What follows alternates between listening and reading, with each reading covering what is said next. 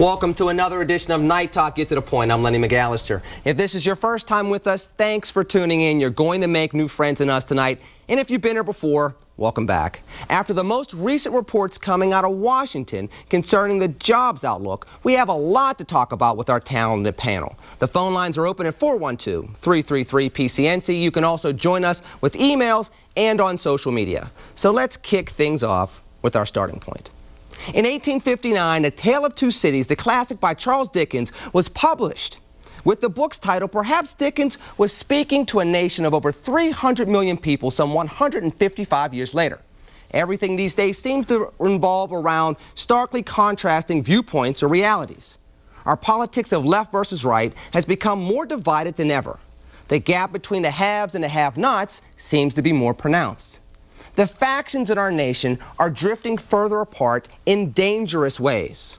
And although we elected a candidate that was supposed to heal a wounded nation back in 2008, all that has happened since then is a continuation and escalation of the divisiveness seen throughout the country over the past few presidencies.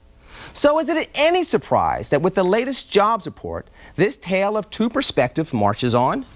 The White House and their political supporters told the nation just last week that we finally recovered the jobs lost during the Great Recession. Yet a large group of Americans still struggling through the Great Recession beg the question, why doesn't it feel that way? In an era where an African American could win 2 terms to the White House, the differences between blacks and whites economically continues. Black unemployment remains at an unexpected and inexcusable 2-to-1 clip over white unemployment nationally.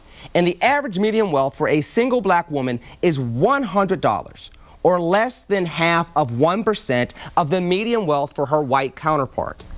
The contrast remains glaring when comparing Wall Street versus Main Street, where yesterday's bailouts have led to today's record highs in the market.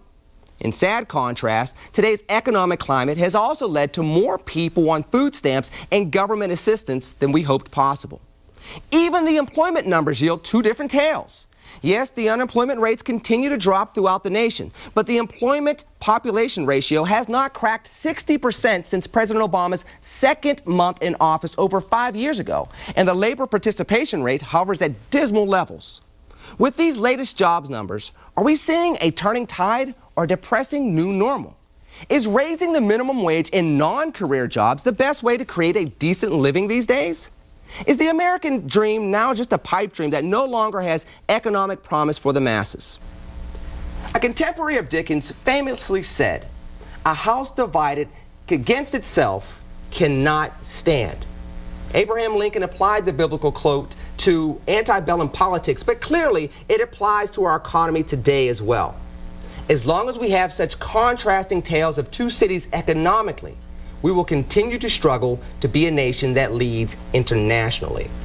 That's our starting point. Time to make your point. Give us a call at 412-333-PCNC. You can also send us an email at NightTalk, GTTP@WPXI.com. You can also tweet us. Go to Twitter and tweet us at twitter.com@NightTalk, GTTP.